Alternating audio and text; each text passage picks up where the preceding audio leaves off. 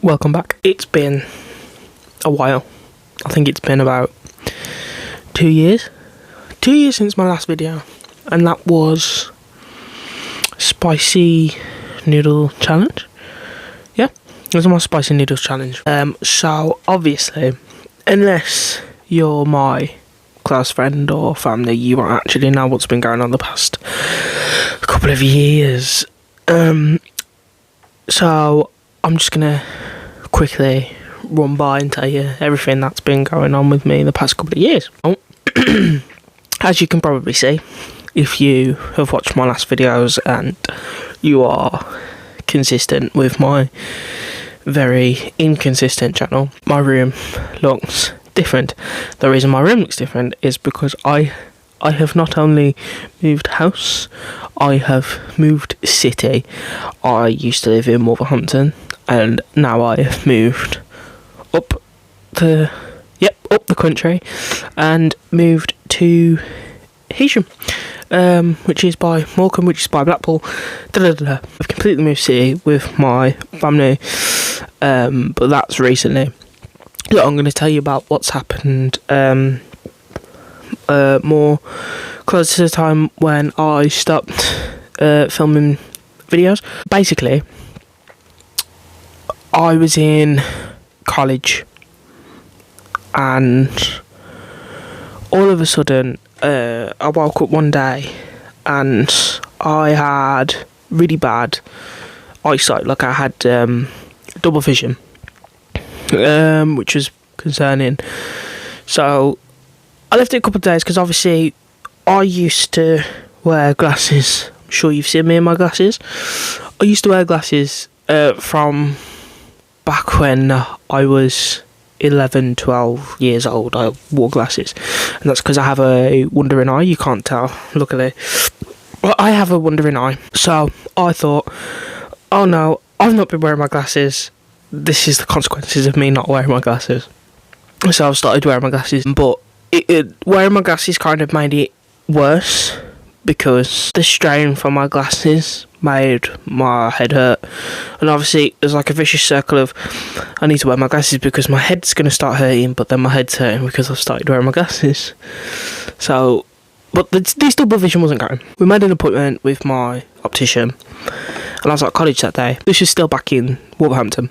I made an appointment with the optician, and I went, did all the tests, Then he was like, I've got to tell you, he's like, you do have fluid on your brain. So I hear fluid on my brain, and I'm like, what? And my dad's like, what? Because my dad came with me. And then he's like, yeah, I'm gonna have to send you to hospital straight away, basically. I'm like, what? So I just like, yeah, I just burst into tears. I'm like, oh my god, fluid on my brain. I'm thinking all sorts. I'm thinking I'm dying. In that moment, I literally thought, that's it, I'm dying. I got something, I'm dying. That's it. So, to cut a long story short, well, I'll say long story short, because I'm going to tell you everything. I went to hospital. Me, my mum and dad went to hospital. And the first day, it was like, it must have been about 7, 8 o'clock. And obviously, if you know, hospital, the eye department shuts after a specific time. So we went there and they took my blood pressure, and I was like, you're going to have to come back because the eye department is shut. Like, for God's sake. So went home, still stressed. Next morning, went back, went to the eye department, and I was like, yeah, you got hemorrhaging at the back of your eyes, which is causing the double vision. And there's two reasons it could be for that. It's either a blood clot on your brain, or this thing called IAH, which is idiopathic intracranial hypertension. So they said it could be one of these two things, but we're leaning more towards a blood clot because you don't have the symptoms for this brain disease. Because I wasn't in any pain or anything. The only thing I had was the double vision. So, scared. Then over the next course of days, kept going and going and going, just getting these tests done. Had CT scan, had a MRI, and there was like, yeah, you've got a blood clot. Got a blood clot on your brain. I was like, okay, whatever. They put me on warfarin. So they kept me in hospital overnight.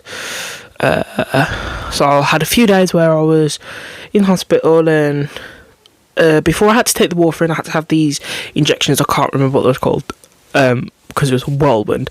But I had to have these injections, and then it was like, oh, you can inject yourself now. We can get a nurse to come to your house and, guide you through these things. I had to have these injections to get my levels right so I could have the warfarin, because that determined how much warfarin I had every day. And obviously I had to have my finger pricked. But if you know me, and I've told you this before, I do not bleed. So obviously when I was having the blood tests in the hospital and I had to have my finger pricked, I just wasn't bleeding, so it took ages, but whatever to that. So obviously I'm at home. I've got my warfarin, got my injections, everything. My mum gets a call off the hospital. It was a Monday, and this doctor is saying, you need to tell Tears you need to come off the medication. We're thinking, what's going on? And she's like, we've sent her results to the Queen Elizabeth Hospital. They've come back saying she's not got a blood clot, she's got this brain disease, which is, again, idiopathic intracranial hypertension. And whilst everyone else was thinking, oh, that's great, that is a lot less serious than a blood clot, I was thinking, oh my god, I've now got to have a lumbar puncture, which is basically a needle about this big into the base, like the bottom of your to the bottom of your spine, and then it drains the spinal fluid from your head, and that's how you kind of confirm that you've got this brain disease. So we had to go back in for me to have this lumbar puncture, but the top doctor who was supposed to do my lumbar puncture wasn't in. So there were these trainee doctors doing it, and I was like, just lie on your side, it'll be in, out, done. So I'm thinking, okay, cool. My dad come in with me, because obviously my mum was there in the hospital. She was with my nan, waiting, but my dad come in with me, because obviously my mum was like, I can't see her like that. I was like, okay. So my dad come with me, and they're doing it. They've put the anaesthetic on my back, which didn't really help because I could still feel this needle. They had to keep giving me more anaesthetic. Wasn't working. And then this one time, they put the needle in, and when I tell you the pain that I felt, it rushed to every single part of my body, and I couldn't handle it. It was too much. I burst into tears, and my dad was like, look, you need to stop. So they stopped, and then that was that. They stopped and said, look, you're going to have to come back in next week, and we're going to have to do this under x-ray. So come back. I was obviously scared because obviously it hurt me that much that my dad had to wheel me at the hospital in a wheelchair because I was in that much pain. I could not stand. My back was hurting. And obviously I didn't want to come back for the next one, but I had to because it would help get my sight back. Bear in mind, this whole time I could not see. I had double vision for days, like for months. It was months I had this double vision because it took them ages to actually diagnose me. But went back, x-ray, lumbar puncture under x-ray. That went successful. The only thing I didn't like was obviously the fact that I had to lie in a hospital bed for 5 hours on my back. I couldn't lift up the bed or anything. Had to have no pillows. I had to lie flat on my back for 5 hours. 5 hours. Couldn't move. It was awful. But then that was done. I went home, and they gave me these tablets, and I was like, take these tablets, increase the dosage every other week, something like that. Blah, blah, blah. Keep coming back for checks. So eventually, I think it was the 3rd of September. Yeah, the 3rd of September, I got my sight. The 3rd of September 2022. Yeah, it should have been 2020. The 3rd of September 2022. I got my sight back completely. I woke up and my sight was back. It was great. Carried on with the tablets, blah, blah, blah. And then I started to live my life normally again. I went from college to working. Because I started working, I lost a lot of weight, which helped obviously. And then ever since then, for the past 2 years, touch wood, I've had my sight back and I've been fine, had no problems, nothing. So yes, that's one big difference about me now, that I now have brain disease. It does not affect me. I am okay, but I do still have it currently, because I've not been told I don't have it yet, which is yet. So I'm currently living with that. Another thing different about me, but I will, before I say that, I will say that if any of you are watching this video and you do have this, please feel free to comment and we can have a conversation about it. I can do another video of like how it's affected me after coming out of hospital and having my diagnosis. Feel free to comment down and we'll talk about that. Another thing that's different about me is obviously, you can see I've got more piercings, eyebrow piercing. I do have two tattoos. So I have, this was my first one I got on my 18th birthday. It says, it's upside down, but for you, do all things with love. So I got that one, and then I have this robin here. It's got my robin here in some roses and flowers. I do love this one. This one's very special to me. I love it. Obviously I got my nose pierced again. Got this piercing here. I just got loads of piercings, tattoos. Another thing that happened recently is obviously we moved this year. We moved here in April, and then obviously I moved here with my mum, my dad, my nan, my granddad, and a couple of months ago, sadly my nan passed away. So she's no longer here with us.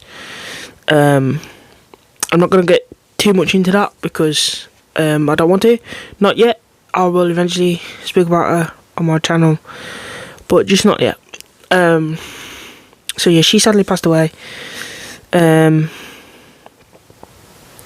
which is hard. It's been hard adjusting to a normal routine, because if you know me personally, you know that I spent a lot of time with her nan, because obviously she lived with us, so I was seeing her every day, and then I spent pretty much all day every day. If I wasn't at work or college, I was with my nan talking nonsense, you know, all sorts. So that's been hard to adjust to normal life. I'm getting there slowly. I mean, on my chalkboard back there it says I love you, Nan. So that's supposed to be a weekly planner, but I've put I love Nan there, so that's just, you know, a little thing for me. I'm getting a tattoo that she wanted me to have, and that's one of the reasons why I've come back to YouTube, is because before she passed away, she said she really wanted me to do my YouTube. She says she always thought that I'd be good at it again, especially obviously with my brain disease, and that I could talk to people in similar situations with me, and etc. So that's where I'm going now. I'm going to be coming back. I don't know how often, but I will be filming more videos. I've got no structure to what they'll be. They'll be random as anything, as always. I'm not going to change that, because that's just me. So that's everything that's been happening the past couple of years. There's been more things. Like, before my nan passed away, we went on a Mediterranean cruise. So I've been on a Mediterranean cruise. In 2 weeks, we're going to Benidorm. You know, I've been travelling, you know what I mean? So I'm not excited to go on a plane. I'm not. Really not excited to go on a plane.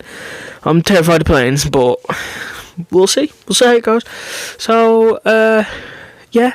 Thank you ever so much for watching and listening. And yeah, if you are a old subscriber, please comment and tell me. Let me know that you're still here with Tears Corner. If you're a new subscriber and you find any part of this video interesting, especially the brain disease part, or anything about loss or anything, feel free to comment down below and I will reply to you as soon as I can. So yeah, thank you ever so much for watching, guys, and remember, it's all peace and love. Thank you.